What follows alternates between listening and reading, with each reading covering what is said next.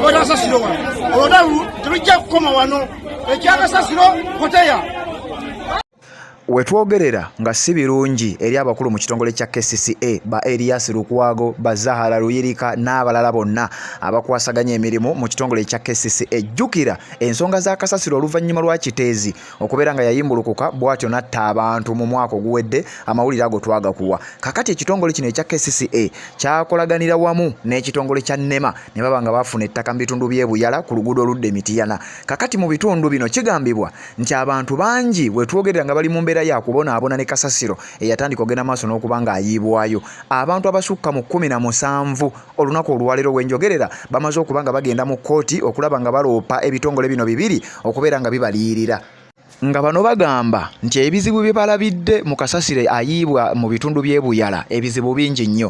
Kasasiro bagamba nti bayiwamu n'oyo atakkirizibwa. Jjukira waliwo kasasiro atakkirizibwa kubeera nga ayiibwa mu bifo bye bimu n'ono kasasiro wa bulijjo. Bano bagamba nti waliwo ebisasiro ebiva mu malwaliro, ebiva mu zifamasi nga bino bya bulabe nnyo eri obulamu bw'abantu naddala abaana mu bitundu eby'e Buyala. Era nga bano wetwogerera bagenze dda nga bayita mu bannamateeka baabwe abantu bakunukkiriza 20 amannya gaabwe ngenda gakusomera ogenda kutya. Bano bagenze mu kkooti nga bagamba nti ekitongole kya KCCA n'ekitongole ekya NEMA basaba kkooti ebeere ng'ebayimiriza ogenda maaso n'okuyiwa kasasiro mu bitundu bino, either nga bagenda kubaliyirira oba si ekyo nga bagenda kulekeraawo okuyiwa kasasiro paka emitendera emituufu egirina okugobererwa okubeera nga gigobereddwa. Abantu banyiivu nnyo era ekitongole ekya KCCA n'abakulu abakiddukanya wamu n'ekitongole ekya NEMA wetwogerera nga si birungi. Njagala owulira olutambi luno bano nga bannyonnyola ku nsonga ki ezibatutte mu kkooti nabameka era abagenze mu kkooti oba abali emabega w'ensonga eno, then oluvannyuma nzije nkuwa ekiwandiiko ekifulumye ekikakasa bino byogenda genda maaso n'okuba nga owulira. Mukutu gwa Red Zone TV leero bwe nti bwensazeewo okubeera nga kutuusaako kubanga mbadde nina okubeera nga kuwawuliriza. I'm Francis Tumwesige Atenyi. I'm a lawyer. I'm representing Mr. Balimukubo Michael, who is a resident of Buyala in the Mudoma sub-county, Mpigi district, and the other residents of Buyala. They filed miscellaneous cause number 140 of 2025, complaining against the unregulated dumping of waste in a newly established landfill in Buyala. Their complaint is that this site was opened for use by KCCA and NEMA without sufficient environmental management safeguards. As a result, all sorts of waste, including medical, glasses, food, chemical, are being dumped there without any protection mechanisms for the people. So there are stenches that are emanating from the waste which have invaded the homes. The people within the vicinity of the landfill, 2 kilometers, 3 kilometers, even 10 kilometers, are experiencing heavy stenches whenever it rains, in the morning, in the evenings. This has made their habitation in the area impossible, and they filed this case before the High Court Civil Division, seeking remedies, among which a declaration that the actions of KCCA and NEMA are violating their right to a clean and healthy environment, they are violating their right to freedom from torture, inhuman and degrading treatment, and the right to health. A lot of these wastes are dangerous to people's health, the health of children, women, and even the elderly. And we have reports, medical experts from the World Health Organizations, from our own experts that we've contacted to help us with this task, which show that the stenches and the chemicals and dust emanating from landfills can be dangerous to people's health. What do they want? What they want is one of two things. One, to make sure the landfill is properly regulated. Because when they were establishing it, they promised us, at least through the media, that they were establishing a state-of-the-art landfill in Buyala. What they've done is transfer the same Kiteezi problem to Buyala. So we want the government to take steps to modernize the landfill, make sure the health and environment around the landfill is protected. If they can't do that, then let them close it and find idle land somewhere where there are no people, where there are no residents, which they can use for that purpose. This is Michael Balimukubo. I am a resident of Buyala, together with a couple of friends of ours who are also residents of Buyala and the neighboring villages, have filed a complaint through our lawyers, Meritus Advocates, and Francis being our lead lawyer, complaining and asking court for a remedy, because we have run to many offices and found no help. Everybody just shuts the doors on us. We have gone to court as our last resort, and we are asking court to come to our aid. The landfill that was established is a dumping site. It's not a landfill, it's a dumping site. It's a dumping site for chemical waste, it's a dumping site for medical waste, it's a dumping site for all manner of waste. And that is dangerous to our society. Our ways of living, our societal norms have been totally decimated by the fact that there's just so many people coming in. The trucks are unruly. The boys that work on those trucks are very unruly, and society has been disorganized. We are experiencing high levels of insecurity in the area.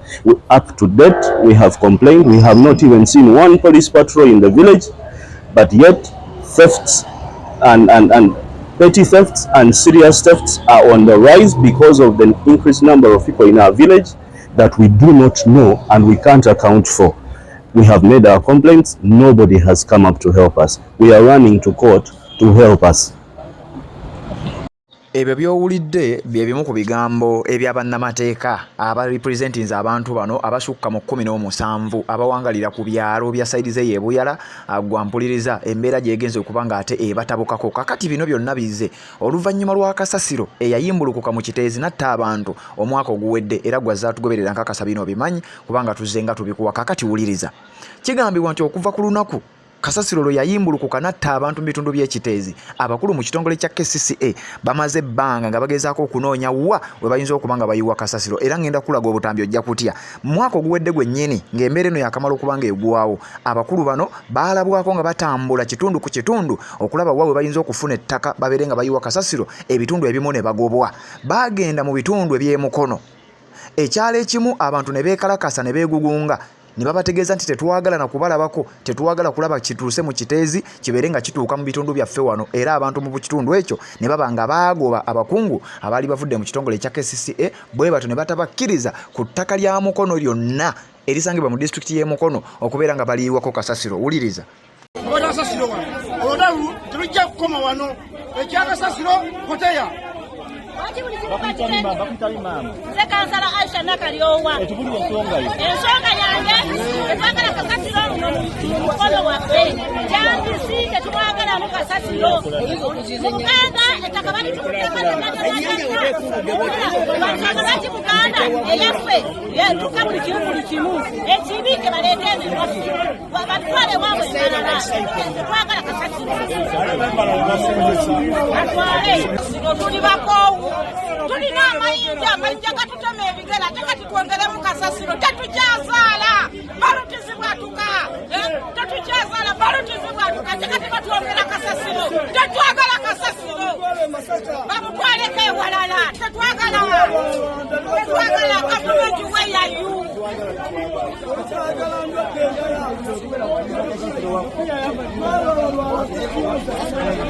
Kakati eyembeera gy'olabye yali mu disitulikiti y'e Mukono, abatuuze nga balayira era nga bagamba tebajja kukkiriza kulaba kitongole kya KCCA nga kigenda maaso n'okuba nga kibayiira kasasiro mu disitulikiti yaabwe. Kakati bano baalabwako nga batandise okuwammanta oluvannyuma lw'okubagoba mu disitulikiti y'e Wakiso, bwe batyo ne bagenda Entebbe. Mu bitundu by'Entebbe eno baasangayo era akaseera akazibu, olwo abasajja baabambalira ne babategeeza nti wano tetwagalawo kasasiro, era bwe batyo nayo ne baddukayo.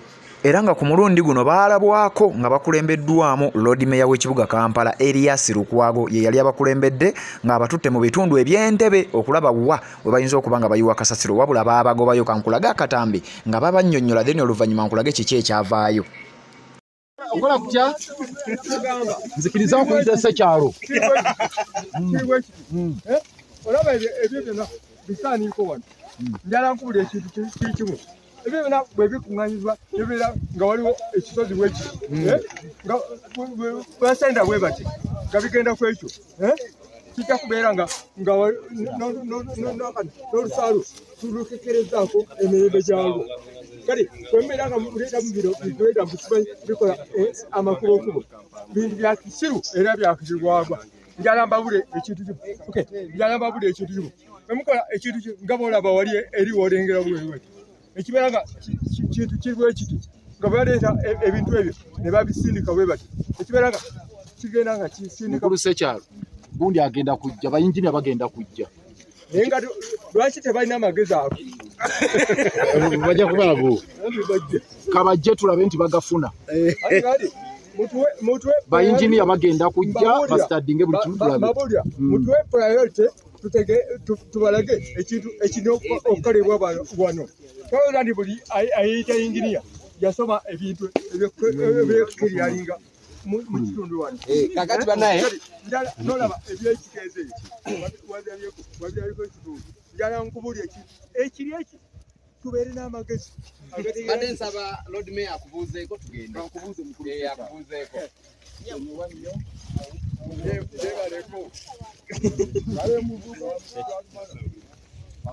Kakati olwava eyo entebe nga bamaze okubeera nga bagobwa olwo nno balemeseddwa okubeera nga bateeka kasasiro waabwe mu bitundu ebyo jjukira nkulaza akatambi wali emabega nga basooka kubagoba mukono abakungu mu kitongole kya KCCA abantu ba bulijjo nga bataddewo resistance baganye okubeera nga abakulu bano bateeka kasasiro mu bitundu ebyo kakati oluvannyuma lw'okubagoba emukono basajja batu ne bagenda mu bitundu by'entebe entebe we babagoba kakati kwe kugenda mu kitundu ky'olabawo mu katambi awo woolaba we bayite ebuyala mu sub county emanyiddwa nga Muduuma bino byonna nga biri mu district ey'Empigi kakati kigambibwa ky'oluvannyuma lw'okubeera ng'entebe n'emukono abantu baali bagugubye nga baganye ekitongole kya KCCA okubeera nga kiyiwayo kasasiro kigambibwa nti bano baali tebalina optioni okuggyako okugenda mu kitundu kino ekisangibwa ebuyala mu Muduuma town Muduuma sub county mu district ey'Empigi kakati wano we bafuna ettaka erikunukkiriza mu acres 200 n'okusoba ne baba nga balisasula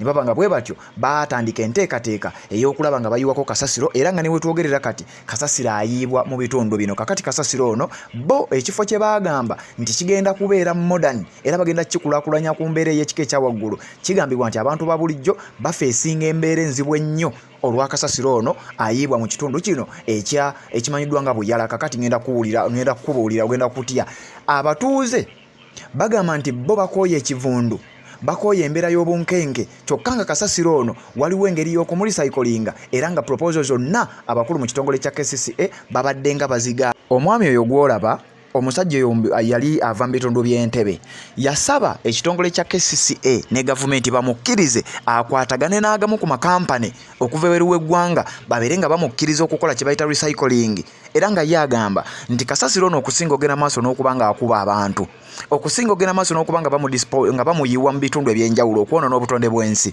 ye agamba nti waliwo tekinologi gwe yali ayina era ayina zi kampani ez'amaanyi ze yali azudde nga basobola okukolagana kasasiro oyo akuŋŋaanyizibwa mu kibuga Kampala yenna nti mu ssaawa ezitasukka 48 kasasiro oyo aba asaanyeewo nga tasaanyeewo busaanyi wabula ng'avuddemu ekintu eky'amaanyi ekibadde kigenda okuba nga kiyamba eggwanga oba oliawo n'ebitundu ebyenjawulo kubanga ye agamba kasasiro alina okuba nga abeera recycled so si kumuyiwaayiwa kakati wuliriza ate kigambibwa okusinziira ku nsonda ezeesigika nti abakulu mu kitongole kya KCCA baalemesa omusajja ono okulisayicolinga kasasiro oba oliawo ku birowoozebwa okuba nti waliwo ddiiru ezimu ku ezo ze yandibadde ajja okutuulira jjukira gye buvuddeko twakuwa n'amawulire nti abakulu mu kitongole kya KCCA baatunda ekyuma ekyagulwa okulongoosa n'okupima kasasiro ne bakitunda e Rwanda kyokka we twogerera nga bakipangisa ate mu ggwanga ly'e Rwanda kibeere nga kikola mu ggwanga erya Uganda kyokka ssente ezikipangisa zenkanankana n'ezo ezakiguloba ezo ezisobola okuba nga zigula ekipya kakati omusajja oyo yalina proposal ng'asaba olukiiko lwa KCCA nga bwe njagala owulire mu katambi ng'abategeeza mu kifo ky'okunoonya ettaka we muyiwa kasasiro nze munzikirize nkwatagane n'abasajja abachina oba abajapaani ndeete ebyuma tubeere nga tulisayicolinga kasasiro ono kakati njagala owuliriza omusajja ono oluvannyuma nsooke nkuwa ekiwandiiko ekiraga abantu abasukka mu 17 abawangaalira ebuyala bano nno nga bagenze mu kkooti baloopye ekitongole kya KCCA wamu n'ekitongole kya NEMA tubeere nga tutambula wuliriza nga project naba kutandika nze ekyange nkyagalirawo onaga nti byerabire tumaze ono mweraliikirivu n'ebigendererwa bya KCCA okwagala okutwala kasasiro enkumba era aliko n'okuwabula kwawadde ovudde ekiteezi ogenze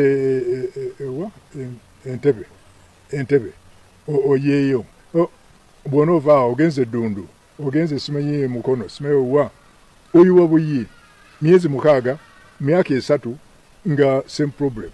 Lwaki tebeevaamu KCCA oba gavumenti ne beevaamu balina ebintu bingi nnyo byebayononerako ssente musonyiwe naye lwaki tebagira ne bagamba nti kati tufune ssente bwe ziti tuziteeke mu kintu kino ng'ekintu ekyuma ebyuma bye babadde basuggestinga mu reports zonna ze tubadde tulaba.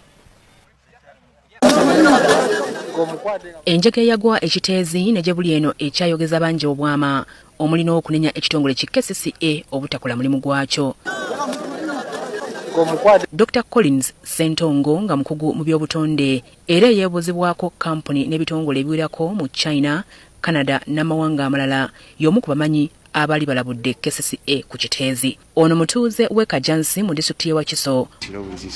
Omwaka gwa 2009 we gwatuukira agamba nti yali yeekengera dda ekifo ky'ekiteezi era n'abissaamu engatto okukola okunoonyereza okwakulungula emyaka 2 ku ngeri KCCA gy'eyinza okukitereezaamu. Ne tugiwa KCCA mu biseera ebyo era ne babyajagala nnyo bamaze okulaba Festival Saturday baweereza omuntu waabwe China ne Hong Kong akomyewo kuno. Nitulinda tetwafuna kuddibwamu ato. Mu kunoonyereza kuno Dr. Sentongo motoka ezireeta ebisasiro zijjanga kubiteeka mu factory mu kyuma olunaku olwo oba olunaku oluddako ebintu bye baleese olunaku olwo biggwewo mu bintu ebyo byetwokya tuggyemu amasanyalaze tuga connecting enaga umeme 24 megawatts ng'ate kijja kulinnya kituuke ku megawatts ana. Ono agamba nti yatuuka n'okufuna kampuni y'Abachina n'endala okuva e Vancouver mu Canada era bayitamu Exim Bank eya China bayagala okuwa Uganda ensimbi bitundu 95 ku 100 okuleeta ekyuma ekyo ky'akasasiro kyokka kabya ebiwandiiko bino yabituusa mu bakulu ba KCCA babisula mu kasasiro nabyo ne bitwalibwa ekiteezi. Nti tujja kubawola ssente musasule mu myaka 10 years senga tibagimalayo nadda nti naye twagala musasule 15% bitundu 15 ku buli 100 kyebaba basasula nga mu luzungu gye bayita commitment fee nti ddala ekintu tukyagala era tuladdewo sente bwe ziti kikyukka naye si ssente nti zezabagaana oba kiki muwendo oba kiki tetumanyi kyabagaana naye si ssente. Dr. Sentongo agamba nti yeewuuba ku ofisi za KCCA mpaka abakulu bwe baakamutema nti tebalina nsimbi. Kakati abasajja bano okuva lwe baagaana omusajja ono okubanga agenda maaso n'okubanga akwasaganya ekyakasasiro kino baatandika okubanga bano bafeffetta era finally baafuna ettaka mu bitundu ebyebuyala mu bitundu bino ebyebuyala nga gye bagenda okubanga bayiwa kasasiro ebbanga lyonna era nga wetwogerera kasasiro ayiibwayo. Kakati wuliriza olunaku olwajjo ennaku z'omwezi nga 17 mwezi gwa 9 2025 abatuuze okuva mu bitundu byebuyala ngenda bakusomera ogenda kutya baayisemu bannamateeka ababwe nga bw'owulidde akatambira bwe ngendo kakwongera ne bagenda mu kkooti mu kibuga Kampala nga baloopa ekitongole kya KCCA wamu n'ekitongole kya NEMA kubanga KCCA yafuna olukusa okuva mu kitongole kya NEMA. NEMA kyekikwasaganya ensonga z'obutonde bw'ensi n'ebibira n'ebifaanana bwe bityo kati kyakkiriza ekitongole kya KCCA Kampala Capital City Authority okugenda maaso n'okubanga bayiwa kasasiro mu kitundu kino. Kasasiro ono avuddeko obuzibu eri abantu abawangalira mu kitundu kino okubeera nga tebakyasa bulungi nnyo tebakyebaka bulungi nnyo. Kigambibwa nti ebimotoka ebitikka kasasiro bijja ne bipakinga mu maaso gaabwe kyokka ng'ebimu n'okukulukuta bikulukuta nti era birina n'ekivundu kye biteeka mu maka gaabwe ne babeera nga tebakyasobola na kulya. Kakati batutte KCCA ne NEMA mu kooti baagala basooke bayimirize okuyiwa kasasiro ono oba oliawo basobole okubako basobola okutereeza oluvannyuma bajje bayiwe. Wuliriza ng'ekiwandiiko kigamba nti a group of 17 people have dragged the Kampala Capital City Authority KCCA and the National Environment Management Authority NEMA to court over the new landfill in Buyala Mpigi district. nti abantu abasukka mu 17 akabinja ak'abantu abasukka mu 17 batutte ekitongole kya Kampala Capital City Authority mu kooti nga bagamba tebagenda kukkiriza na mbeera ey'okubeera nga bayisibwa mu mbeera eno bawangalira buyala bawulirize nga bagamba nti the 17 people including Michael bali mu nkuubo abamu ku bano bengenda okuba nga nkusomera kuliko Michael bali mu nkuubo ono mutuuze Dorothy Namagembe bano batuuze Daniela Wetasa Godfrey Irumba Emmanuel Kiza Linda Mutesi Janet Asimwe Kevin Muhwezi Ronald Ayahura Kutesa Nicholas Atukwasa Stephen Kasagga Achilles Semanda Peter Kakoza Emmanuel Muyanja Enoko Titus Sesanga Israeli Musoke wamune Nora Nakasula banono be bamu ku batuuze abeetolodde Buyala n'ebitundu ebirala omuli Muduuma Kiringente ne sub county ye Kiringente mu district ey'Empigi be bagenze mu kooti nga batwala ebitongole bino okubeera nga biva facilitatinga oba nga bibaliyirira ku damages ze basobodde ogenda maaso n'okuba nga ate bafeesinga challenges ze bagenze mu maaso n'okuba nga bafeesinga oluvannyuma lw'ekitongole ekya Kampala Capital City Authority ogenda mu maaso n'okubeera nga ate gwampuliriza bateeka kasasiro waabwe mu bitundu ebibaliraanye era kino kiviiriddeko abantu bangi okubeera nga bafuna endwadde ez'okumukumu nga bagamba nti n'ebimu ku kasasiro gwe bayiwa mu bitundu bino ekyamazima kasasiro takkirizibwa kubajjukira nkugambye kasasiro omu naddala ava mu makiriniki ava mu zifamase n'ebitundu ebirala ebifaanana bwe bityo kasasiro oyo takkirizibwa kyokka nga ekyewuunyisa mu bitundu eby'eggwanga ebirala baagobwayo era ne batagendayo kyokka mu bitundu by'ebuyala gye bakkiriza ne bagenda ne bayiwa kasasiro ate abantu baayo tebaba bazeemu magezi wuliriza. I'm Francis Tumwesige Atenyi. I'm a lawyer. I'm representing Mr. Balimukubo Michael, who is a resident of Buyala in Mudoma Sub-County, Mpigi District, and the other residents of Buyala. They filed miscellaneous cause number 140 of 2025, complaining against the unregulated dumping of waste in a newly established landfill in Buyala. Their complaint is that this site was opened for use by KCCA and NEMA without sufficient environmental management safeguards. As a result, all sorts of waste, including medical, glasses, food, chemical, are being dumped there without any protection mechanisms for the people. So there are stenches that are emanating from the waste, which have invaded the homes. The people within the vicinity of the landfill, 2 kilometers, 3 kilometers, even 10 kilometers, are experiencing heavy stenches whenever it rains, in the morning, in the evenings. This has made their habitation in the area impossible, and they filed this case before the High Court Civil Division, seeking remedies, among which a declaration that the actions of KCCA and NEMA are violating their right to clean and healthy environment, they are violating their right to freedom from torture, inhuman and degrading treatment, and the right to health. A lot of these wastes are dangerous to people's health, the health of children, women, and even the elderly.